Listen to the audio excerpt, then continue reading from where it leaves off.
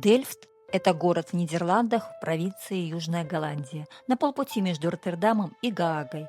Он расположен на реке Схи. Население более 100 тысяч человек, и исторический центр города сохранился в основном с 17 века.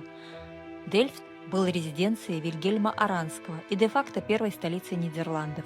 Принц Аранский был убит здесь в 1584 году, и с тех пор традиционно членов нидерландской королевской семьи хоронят в новой церкви Дельфта.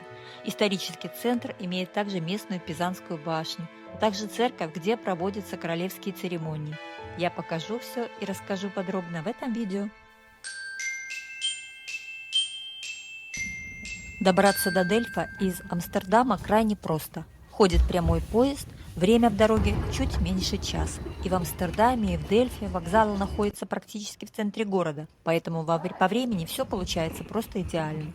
К тому же в 10 минутах езды на трамвае от Дельфа находится еще один интересный город Гаага, где живет королевская семья Нидерландов, работает правительство и находится вся судебная система.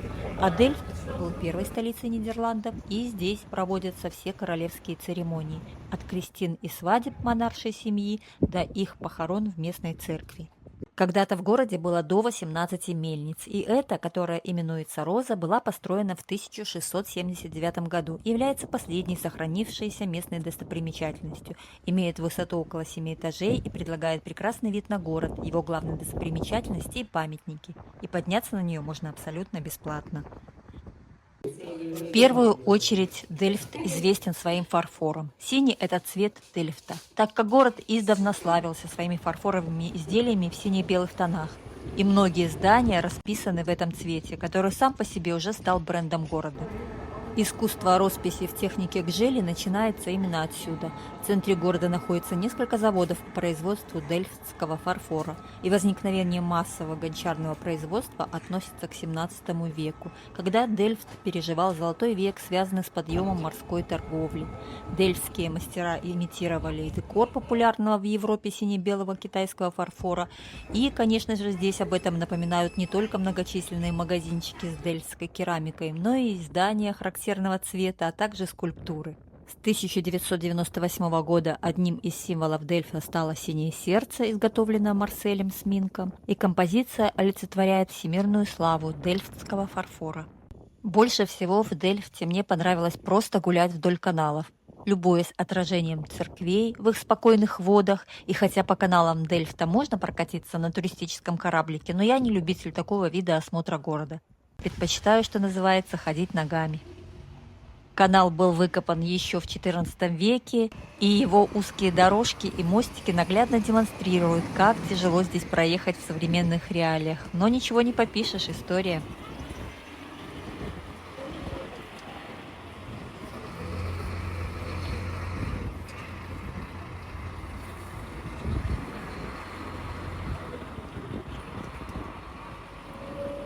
Канал называется Вольдерштрахт и в переводе означает «канал сукновальщиков». В средние века они пользовались водой каналов для обработки шерсти. И этот канал является как бы полуканалом, так как с одной стороны его проходит дорога, а с другой на воду выходят фасады жилых домов. И обратите внимание, что пол жилых помещений первого этажа явно находится ниже уровня воды. Интересно, как их там не подтапливает. И очевидно, что двери, открывающиеся прямо на воду, использовались как входные, если приплывать к дому на лодке.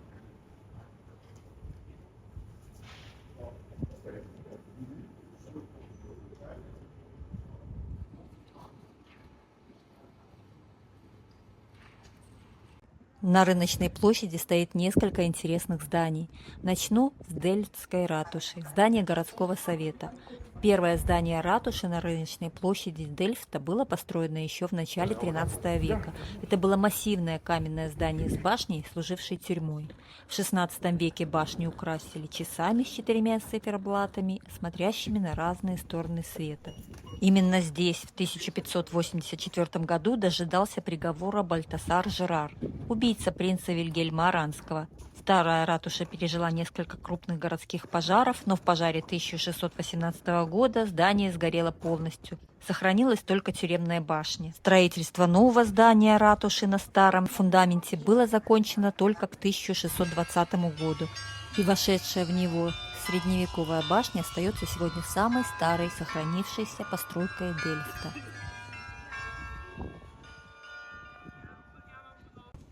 На другом конце рыночной площади возвышается грандиозная новая церковь. Потрясающее строение башни, и ее высота 108 метров. Она вторая по высоте в Нидерландах. Смотрится еще более эффектно из-за того, что Дельфт небольшой город, и рядом нет других внушительных строений, которые бы скрадывали величие новой церкви. На колокольню можно забраться и осмотреть Дельфт с высоты. Конечно же, на высоту 108 метров я уже не стала взбираться, после 60-метровой башни Вильнюса еще не отошла.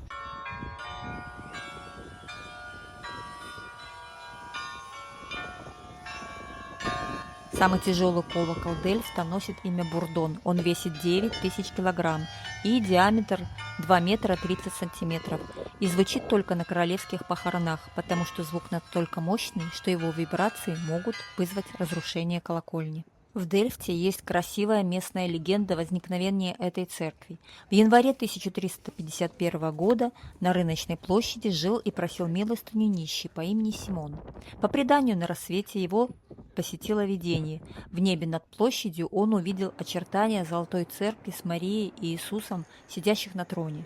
Свидетелями видения Симона были многочисленные горожане, также живописно он расписывал увиденное, и якобы всех свидетелей этого явления продолжали периодически преследовать эти видения. И городская управа была вынуждена по требованию горожан наконец-то построить здесь церковь, и только когда ее посвятили Деве Марии, видения исчезли. Некоторые, правда, склонны считать, что видения Симона и горожан были вызваны горящим болотным газом, но как бы то ни было, благодаря им сегодня здесь возвышается новая церковь. Церковь является усыпальницей представителей Аранской династии. Первым в ней в 1584 году был погребен Вильгельм I Аранский.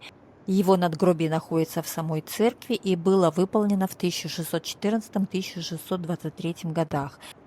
Надпись на плите гласит: «Здесь ожидает воскрешения Вильгельм I, отец Отечества». Вильгельм Аранский внес значительный вклад в становление Объединенного Королевства Нидерландов, свободного от испанского владычества. Жизненный девиз Вильгельма «Я буду упорствовать». Именно с ним он возглавил восстание против испанцев в XVI-XVII веках. И восстание вылилось в 80-летнюю, вы не ослышались, 80 лет, войну. По приказу испанского короля наемный убийца 10 июля 1584 года смертельно ранил принца в Дельфте напротив здания старой церкви. Я вам его в этом видео тоже покажу. И похоронили Вильгельма здесь, в новой церкви. Что стало с его убийцей и как жестоко он был наказан, я даже не буду рассказывать, потому что YouTube закроет мое видео после этих слов сразу. Но все это можно найти в интернете. Прочие члены королевской семьи погребаются в склепе, расположенном в крипте церкви. Вход в него закрыт для общественности, и здесь расположен макет, где можно увидеть, как эти захоронения расположены. Естественно, вход в них разрешен только королевским особам. Последние захоронения здесь были в 2004 году, когда хоронили родителей королевы Беатрис. В новой церкви проводятся все важнейшие королевские церемонии. Да, Амстердам – это столица. В Гааге королевская семья проживает, а в Дельфте проходят церковные службы и погребения всех монархов Нидерландов. Вот такое королевство. И посмотрев записи королевских протоколов, которые транслируются на экране в записи для посетителей, можно прочувствовать ту атмосферу монарших церемоний и пройтись по тем же ступеням и коридорам. В общем-то, интересно придумали. Здесь также находится знаменитый дельфтский орган, который исполняет мелодии, в том числе на королевских протокольных мероприятиях, но это новый орган. Он был установлен в 1839 году, имеет 48 голосов и около 30 тысяч труб. Здесь также регулярно проводятся концерты органной музыки.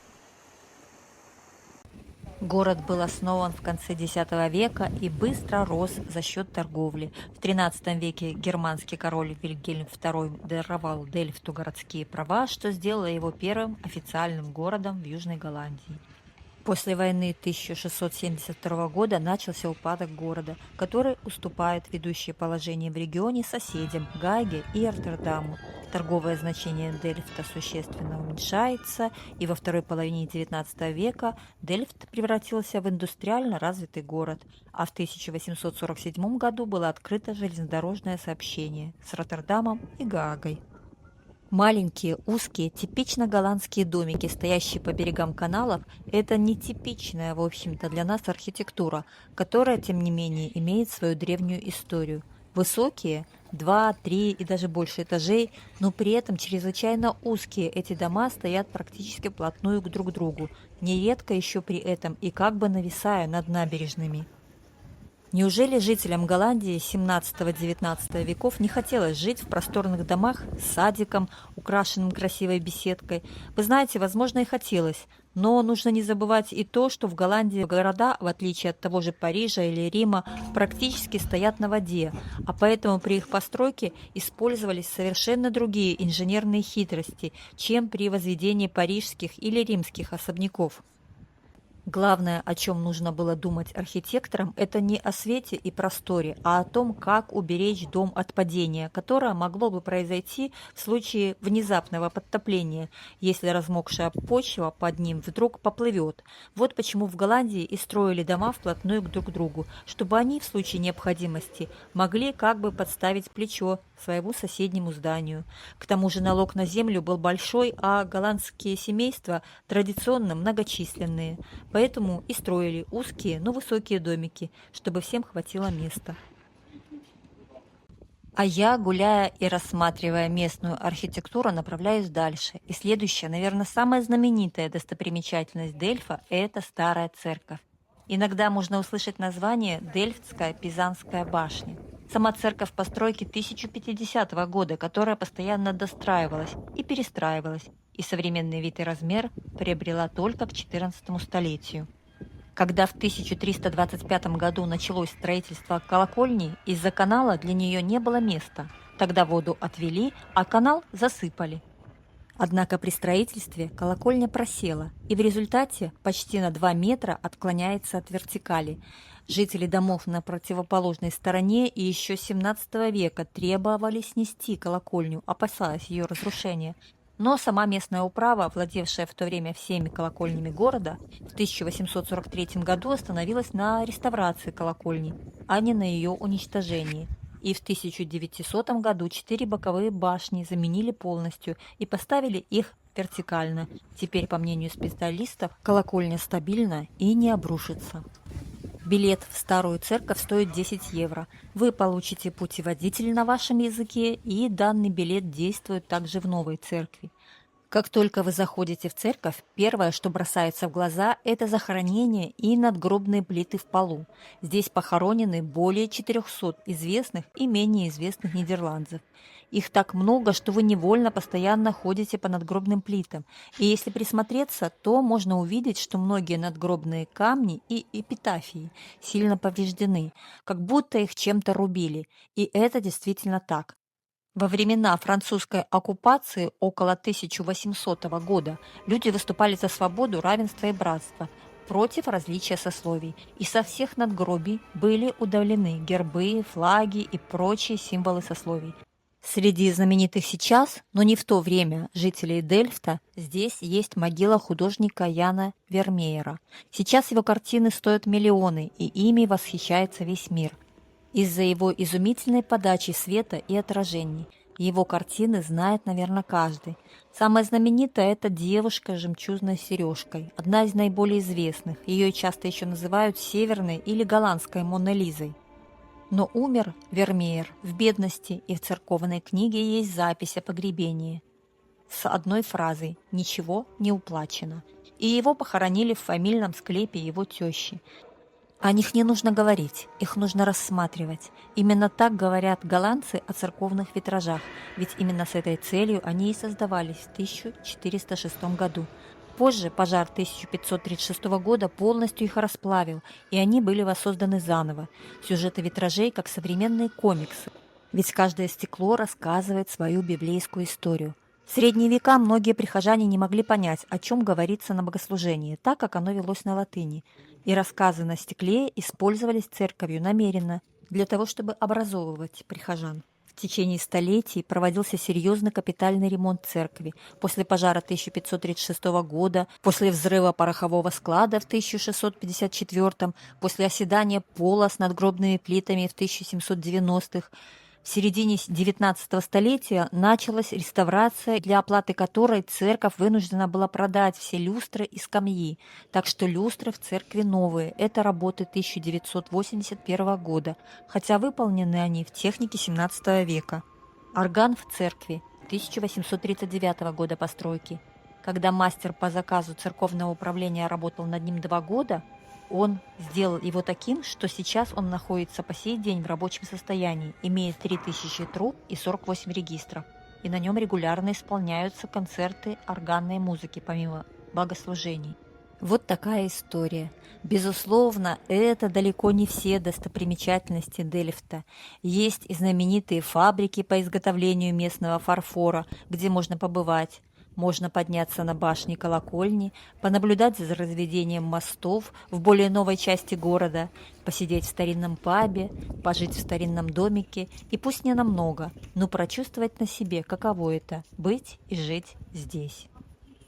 Если видео понравилось, поставьте лайк этому видео, так алгоритмы YouTube будут его продвигать и как можно больше людей увидят и узнают эту историю. Пишите свои комментарии, общайтесь. Мой канал для того и создан, для общения между людьми. Ну а я, как всегда, всех обнимаю. Всем пока.